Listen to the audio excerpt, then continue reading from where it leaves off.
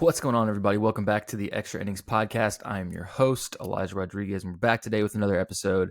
Today is Tuesday, October 15th, and we're going to discuss a couple of things today. Obviously, we had two games yesterday. We've got one today. Yesterday, there was two games. We had the Dodgers and Mets earlier in the day. Then we had the Yankees and Guardians at 6:30, I think it was my time. So we're going to discuss those, but first, we're going to discuss Rawlings has released their Gold Glove finalists. So I thought we'd kind of go over that a little bit. There's been some snubs apparently, namely Francisco Lindor not on the list, which I think is pretty shitty. But we're gonna get into there. So on the AL, and I'm just gonna kind of go through these a little bit. We got for the pitchers on the AL, we got Cole Reagans and Seth Lugo, both Kansas City, sure. And then we got Griffin Canning and Freddie Furman of the Kansas City Royals, and then Canning was on the Angels. Maybe. I guess I can't really argue that. Jake Rogers, Tigers, okay. Cal Raleigh, okay. Ryan Mountcastle, okay. Nathaniel Lowe, interesting. Carlos Santana, Nicky Lopez, Marcus Semien, okay. Jimenez, okay. Clement, okay. Jose Ramirez, okay. Alex Bregman, obviously. Bobby Witt Jr., obviously. Rocchio, obviously. Anthony Volpe. I'm a Yankee fan, but there's been some, again, I know it is what it is, but at the same time, Anthony Volpe has had some, he didn't have the year he had last year defensively. Let's just say that. It wasn't the year he had last year, so it is what it is. Then we got Alex Verdugo, again, another one that's, Colton Cowser, okay. Stephen Kwan, obviously, yes. Jarren Duran, obviously. Jake Myers, of course. Varsho, Wilyer Abreu for the Red Sox, Juan Soto, another one where there's been some errors. Adele for the Angels, yes. Dubon, okay. Utility, Will Castro, and then Dylan Moore. So these are the AL guys. So a couple of them in there. A little, I don't know. I mean, obviously there's more that goes into it. Obviously no one's going to be perfect, but at the same time, these are gold gloves, not platinums.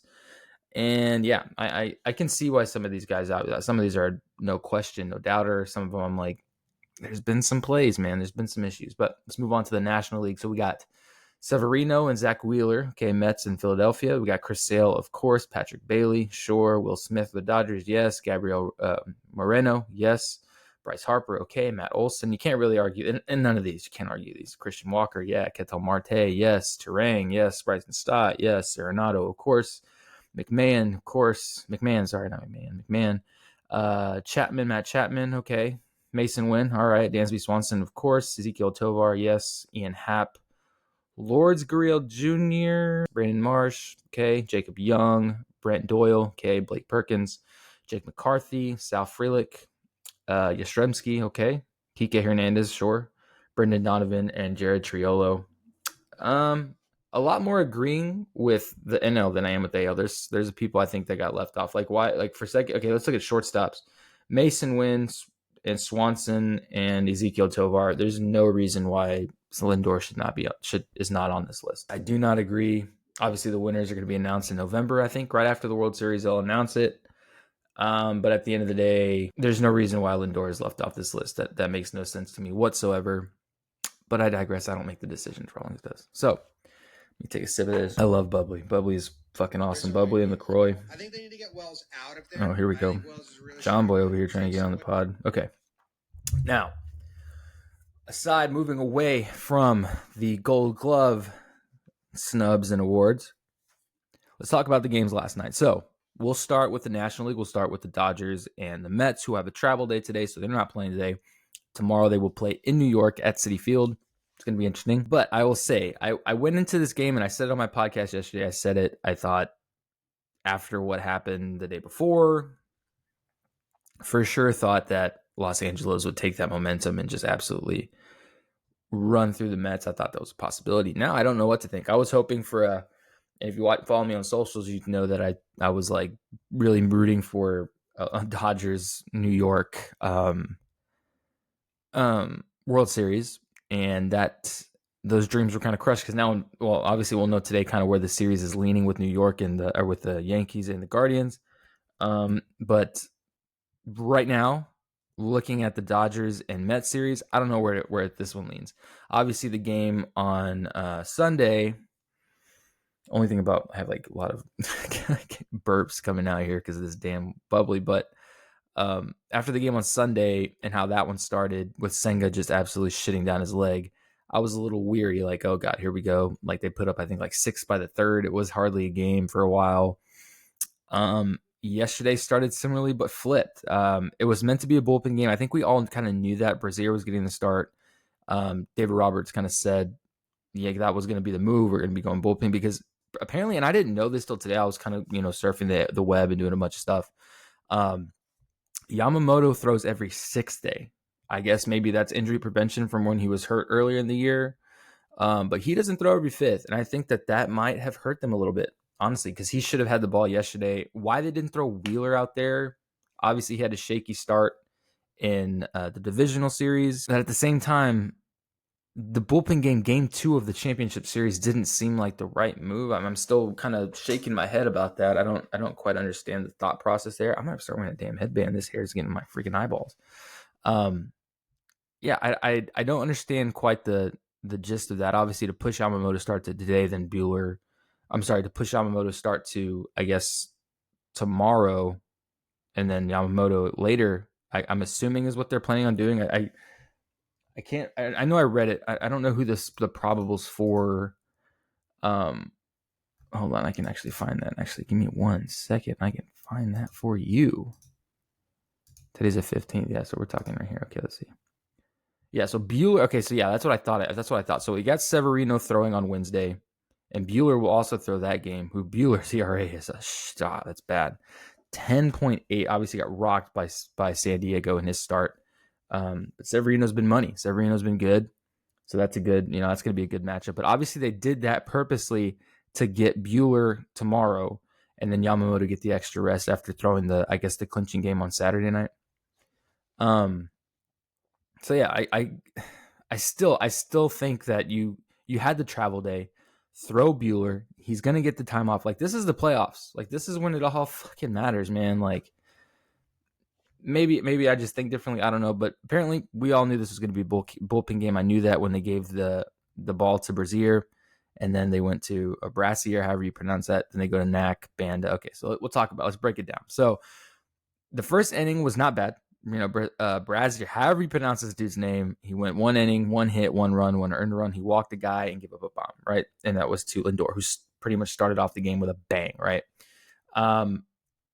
Okay, so what? 1-0, he gets out of it. 1-0, still very much an intact ball game. But then on the other side, you've got Sean Manaea, who's had a hell of a year, pitched amazing in the division series against the Phillies. Like I said, he's been on one lately. He threw 5 innings, did really well, 2 hits, 3 runs, 2 earned runs. He had 4 walks.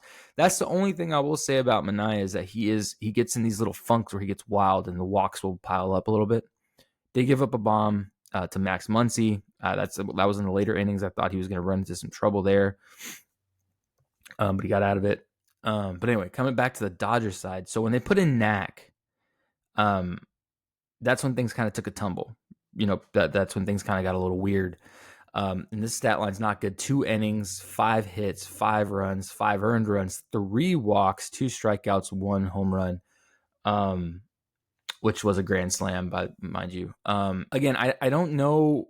I'm still I watched the game questioning some of the pitching decisions. Like, yo, this is the championship series. It's not like even like I know everyone wants to go and they want to split. You want to split away and come back home, right? Dodgers split. It felt like after the after Knack loads the bases with walks, you think, let's get somebody going. And I've had, before we even finish talking about this, I still have questionable pitching choices for the Guardians as well. But we'll talk about that later. There was just a lot of questionable pitching decisions all day yesterday. I don't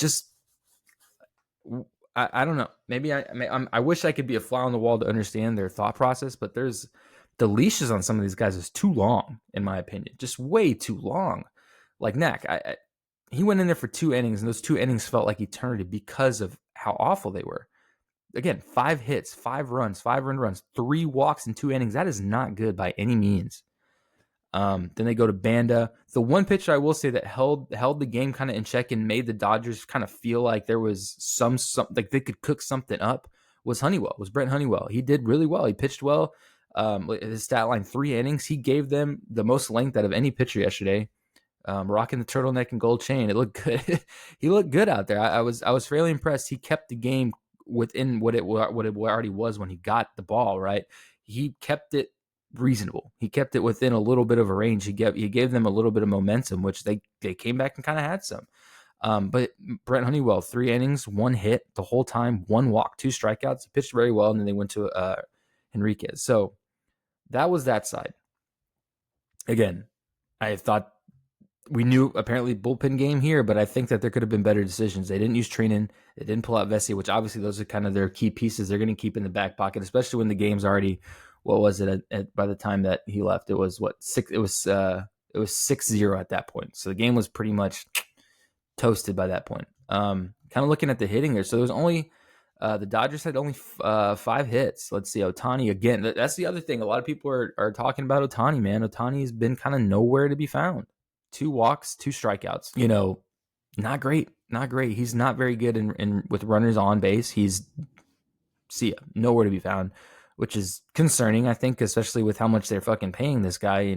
He's the greatest baseball player in the world, apparently. He's got to play like it, you got Betts, who's 1 for again, he went 0 for no hits yesterday, 1 strikeout and 3 walks. They didn't show up, not even close to the same ball club that we saw the night before. Teoscar Hernandez, no hits. Freddie Freeman, no hits. Will Smith, no hits. Edman had 3 hits, not bad. Muncy, 1 hit there was the home run he hit in that 1 inning. I think that was in Manaea's last inning in the 5th.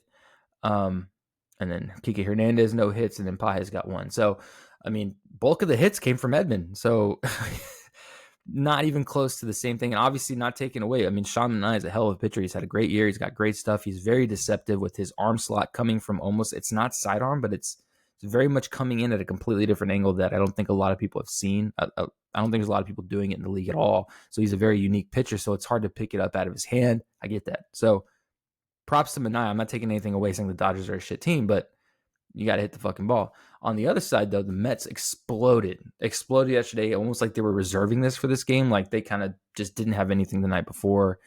And, Jack Flaherty, in my opinion, doesn't have anything that's like, he's a great pitcher. He's got great stuff, great location. He's got great poise up there. Nothing against Jack Flaherty at all. I don't mean this by any means. And I don't mean this. And I say this, and I'm not trying to throw shade at Flaherty or anything, but he's just not he's not a Glass now. He's not a Garrett Cole. He's not a Sean Manaea. He's not a Luis Severino. He's a little bit above average. He'd be right above the above average line, right at or right below the above average line for a pitcher. He just doesn't have anything that really jumps off the wall for me. I don't see he's got a decent fastball in the low to mid 90s, decent repertoire, I guess, but nothing to where he could have thrown a 2-hitter against one of the best teams that we've seen in a while. So I think the Mets just had an off day, if I'm being completely honest with you.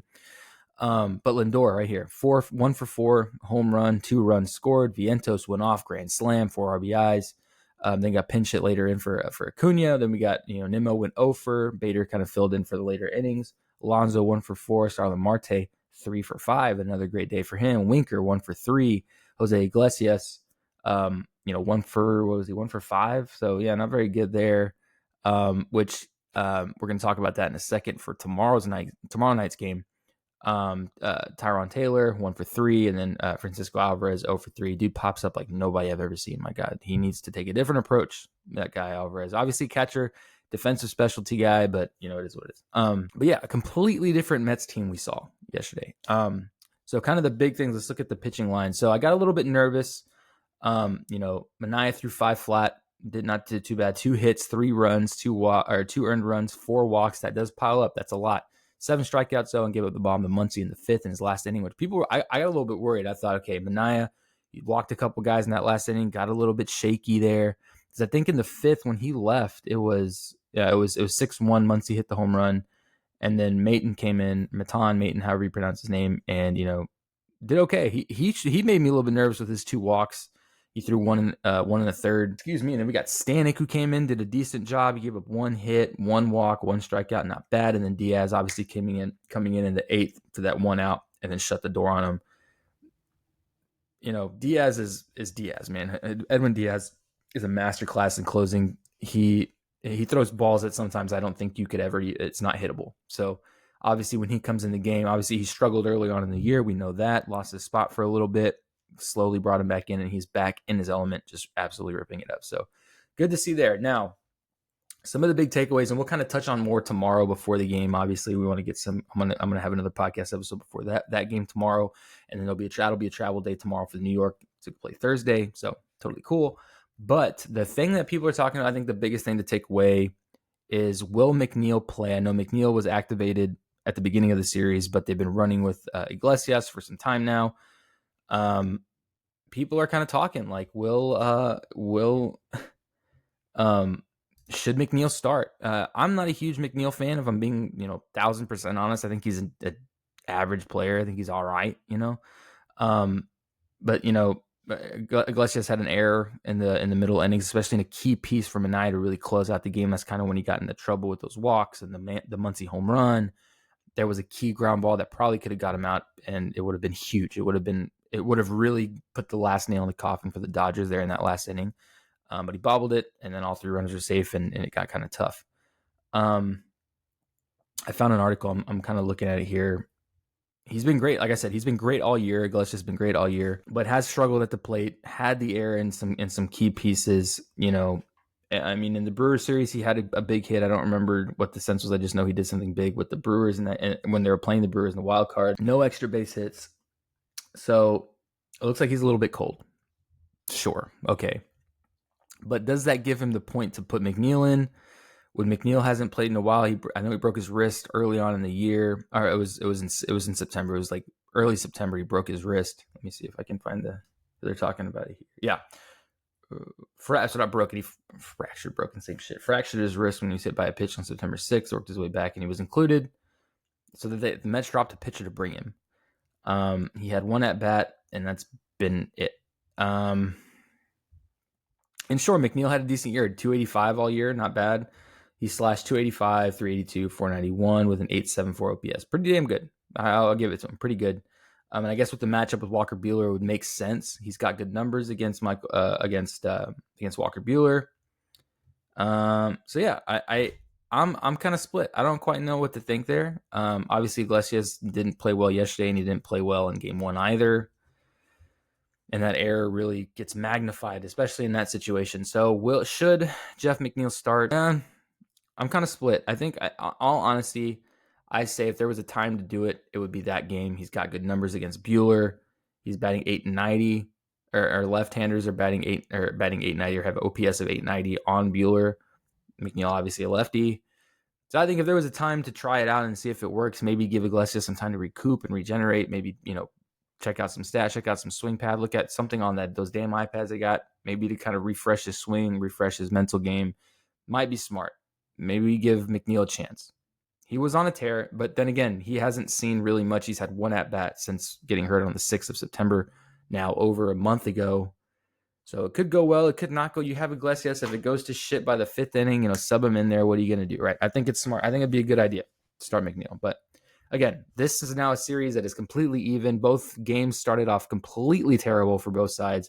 Game 1 started off egregiously bad for the Mets and Senga, and now we have Game 2 just started off absolutely horrific in the 2nd inning for Knack.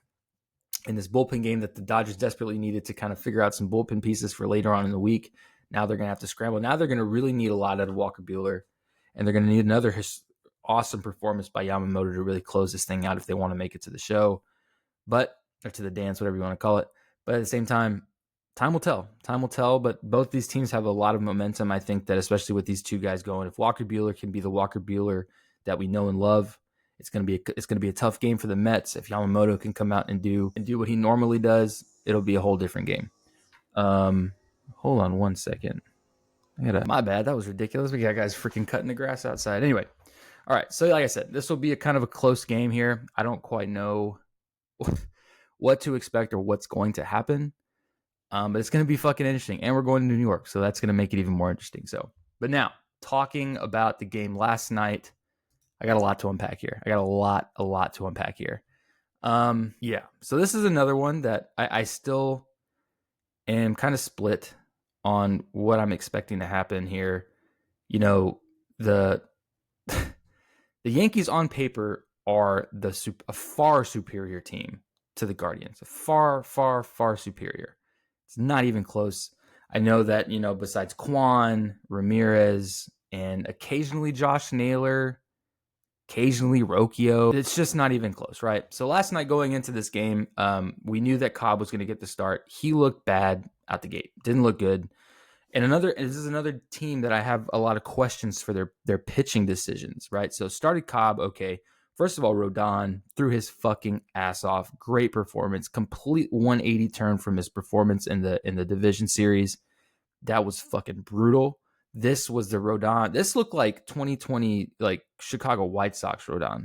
Like this was the Rodon that when the Yankees inked him, that's what I thought we were getting. That was a Rodon, right? That was a fucking awesome performance. Obviously, we'll talk about Weaver and how everyone is gushing over Luke Weaver, which rightfully so, man. He's on one right now. But let's talk about the Guardians for a second. So, obviously the Guardians did not show up yesterday at all. Cobb ran into trouble. I think let's look at the pitching stats for and that's kind of going to help me here. So Cobb threw 2 2/3, 5 hits, 3 runs, 3 earned runs, 3 walks, 3 strikeouts, and 1 home run off of him, which was who hit the fucking home run yesterday? Soto. Soto hit a home run early, and then obviously Stanton hit one later in the game. I was trying to remember who hit the home run early in the game to kind of set it off. It was Soto. So not a great line. And Cobb, not a guy that was really going to do anything phenomenal either. I wasn't expecting him to give us a performance like Rodon did. But this is where it gets, and I was watching the game with my girlfriend. We're sitting there watching it, and they put in Cantillo, 24-year-old Joey Cantillo, who was good in all of September, was solid, kind of shaky throughout the year, but was good in September. So I can understand why they gave the ball to him. But my God, that was one of the worst performances I've seen in a long time. I don't know if the kid was nervous. I don't know what was going through his head. I mean, not even okay. And people were putting a lot of it on Cantillo, right? But the blocking skills, the catching from Bo Naylor was awful. Awful. You gotta not. Bases fucking loaded, dude. Spikes. They're breaking balls. They're not fastballs. Spikes a breaking ball. You gotta knock that shit down. It looked bad. It looked really bad. A lot of people put the blame on Cantillo, which obviously terrible pitching. Obviously, it wasn't. He had 3 walks. He threw 1 out. 1 out to get him out of the inning where they put him in for Cobb, which even then he shit himself a little bit there, getting out of that third. And then going into the 4th was just an absolute farce. It was bad. Then they put in Avila, and Avila did good. No hits, no runs. You think he got 1 strikeout, but threw 2 2/3 and really held it down. So my thing was like, why did obviously the Yankees, I get the matchup. The Yankees are not good against lefties, so you want to try that out. But they had to have had somebody else. They had to have had somebody else. And why did they leave him in there that long? It just, he struck out Verdugo, okay, to get you out of the 3rd. But the second, when he started walking, the bases get fucking jammed off of walks, bro. It should have never gotten to that point. This is the championship series, and you let him go that long. And I love the Yankees, and I'm pumped that it happened. But at the same time, as a lover of baseball and the game, Steve Voit, I have to question, what the fuck were you doing, man? Get him out of the fucking game. It was awful. What a horrific performance there. Then, like I said, Avila kind of held it down. Sabrowski kind of held it down, except for I think he gave up the home run to Stanton, and they put in Walters, which is not bad. Obviously, today they're going to be throwing, I think, Bibby, I think is how you pronounce his name, Bibby. I think he's throwing tonight against Cole. So going to be interesting. Let me see if I can find, well, before we even go to today, I'm not even done talking about. So Rodon, phenomenal job. 6 innings, 3 hits, 1 run, 1 earned run, and that was a late home run where he challenged Rocchio to I think it was like a 2-0 fastball, maybe, I think, or something like that. I don't know the count, but Rocchio hit the bomb, and it was a bomb. He got all of that one. Let me be honest there. But okay, solo, 9 strikeouts, hell of a performance. Gives it to Clay Holmes. Clay Holmes with 1 strikeout, 1 inning. Hill goes in there, and there was kind of a weird play with at first base. He only threw an out. It was kind of weird. I was, the whole thing was kind of weird. If I know he got the out, I guess that was kind of just to set up Weaver to give him some time to get hot, and then he went in there for 1 2/3 of the game, and Weaver has been fucking on one, dude. Oh my God, I got it. We got to talk about Luke Weaver, because I'm just like, I turned on MLB Network this morning, and he has been just, on an absolute tear. He was a journeyman starter most of his year with the Reds, was not very good. 6.40 ERA with 3 teams as a starter in 2023. And now he's just absolute lights out. Let me see. So this is the thing I tell people all the time, which is funny. It's like they picked him up on a waiver. It wasn't anything, like wasn't this major signing. They picked him up for cheap. I think he's making like $2.5 million. I know it's a lot of money. let me backtrack here. I get $2.5 million is a lot of money. It's more money than I've seen ever. But compared to some of these other contracts, it's really drop in the bucket, right?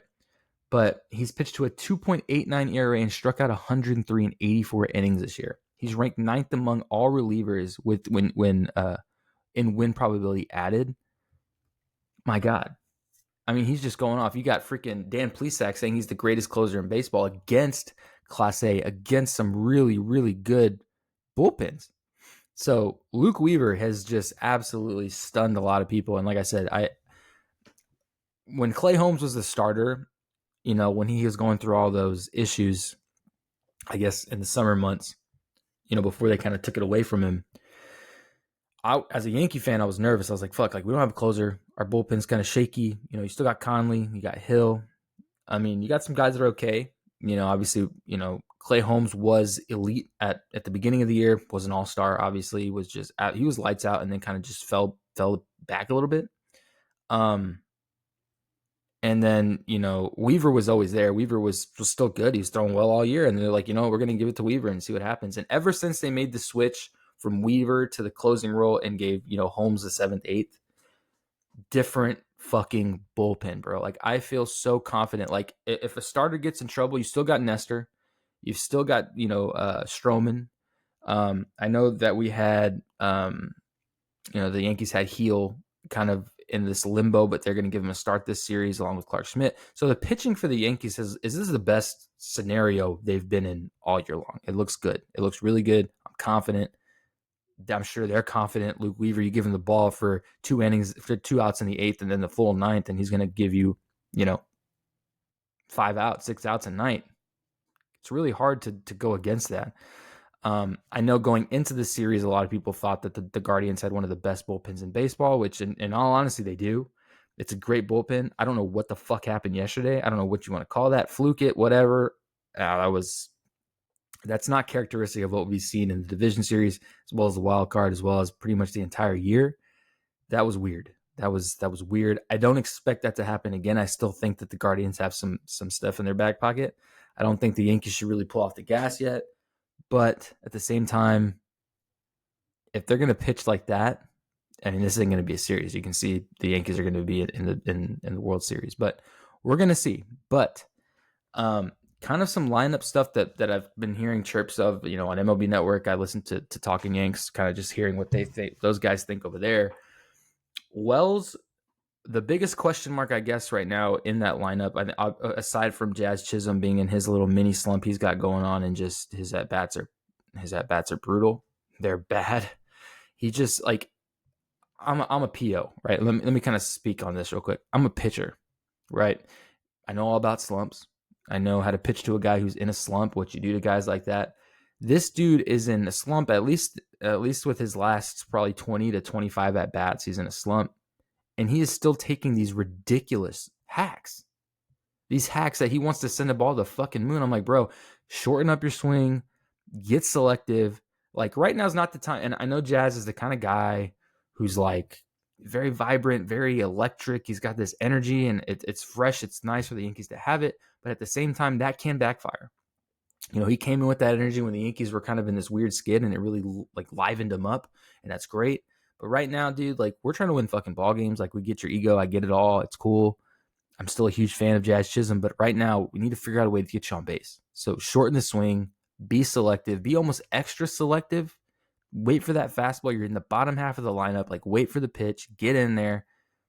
Quit taking these massive cuts, man. That's my kind of, I guess, take on that. He needs to shorten the swing. He needs to have better at bats. Kind of going down. We had Rizzo in the lineup. The Yankees got Rizzo in the lineup for the first time in some time after fracturing his fingers. He looked okay. I think, they pulled him in the 9th for Oswaldo. I think just just because why not? It was like 5-2. I think they were going to close it. They had Weaver on the mound. What are we going to do there? And you got Verdugo. The biggest issue I think seeing right now, besides the fact that I saw Wells took a ball off the face yesterday, he just didn't catch it, which is strange. Obviously they have Trevino, great defensive catcher, a little bit of question mark at the plate. Though if you're going to have Wells going 0 for every night, you might as well take a shot with Trevino. That's my thing. I mean, why not give him a shot? Throw him in there.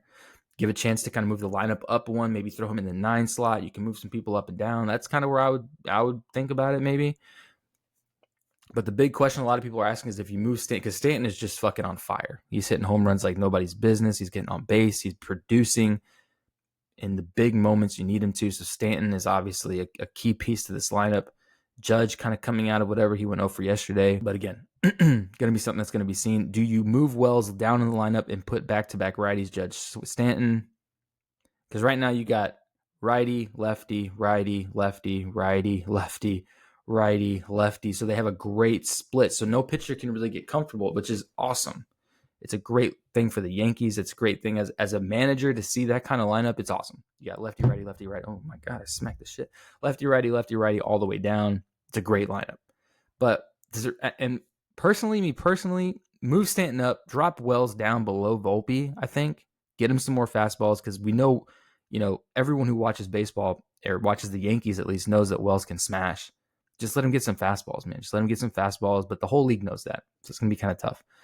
I still think there's an opportunity to throw Jose Trevino in there. Why not? Give him a shot. I don't see why not. Jose Trevino can hit fastballs. He's done it his whole career. You look at the stat line. So, again, a lot of ups and downs right now. I don't think that we have I haven't seen a lineup yet. Obviously, the game's not for another 4.5 hours. So, we're not going to see a lineup probably till 4 o'clock. But at the same time, I don't think that it's going to be that big a difference. You move Wells down, move Stanton behind Judge. I don't think it's that big a deal. I think we're kind of overanalyzing a little bit. But nonetheless, that's kind of my breakdown of the game yesterday. Weaver tears it up. Rodon gives a hell of a performance. What the fuck performance from Guardians bullpen. And what the fuck decision-making on their end for who they're putting and how long they're leaving guys in there. I don't know. But talking about today, there's only one game today. It's a Yankees-Guardians game 2 in the Bronx. We got Bibby versus Cole. Obviously, Cole pitched great when they clinched the other night against Kansas City. Hell of a performance. We're hoping for another one like that, obviously, as a Yankee fan. It's going to be interesting. Bibby's obviously no slack himself. He's 0-0, 2.08 ERA, below Cole's. So, he threw well against the Tigers in the division series as well. So I'm hoping for a great pitched match here. A great pitched match here. Sorry. It's going to be interesting. It's going to be good. I'm sure you're going to be watching. I'm sure you guys are as well. It's going to be awesome. But again, travel day for the Mets and Dodgers. That'll be happening tomorrow. Obviously, Buehler will be throwing against Severino. I think this is in favor of the Mets. Just going off that pitching matchup itself, in favor of the Mets 100%. Severino's had himself a fucking year. Walker Buehler's coming off injury and just has not found himself recently. Had a terrible outing against San Diego, got knocked around. So yeah, it's going to be interesting. But once again, guys, thanks for listening. We'll have this episode out here in a little bit prior to game time. I want you guys to check it out. But yeah, we'll have another episode out tomorrow. We probably won't have any shorts today on socials. I haven't decided yet. May cut this one up and talk about it. I don't know.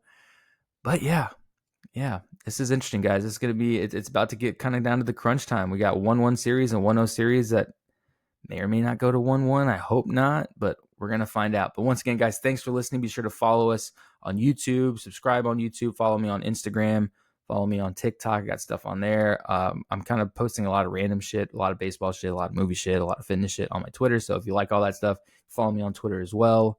But yeah, be sure to, if you can, rate me on Spotify, rate me on Apple Podcasts for the podcast. That does a lot for our exposure. So thanks, guys, and we will catch you in the next one.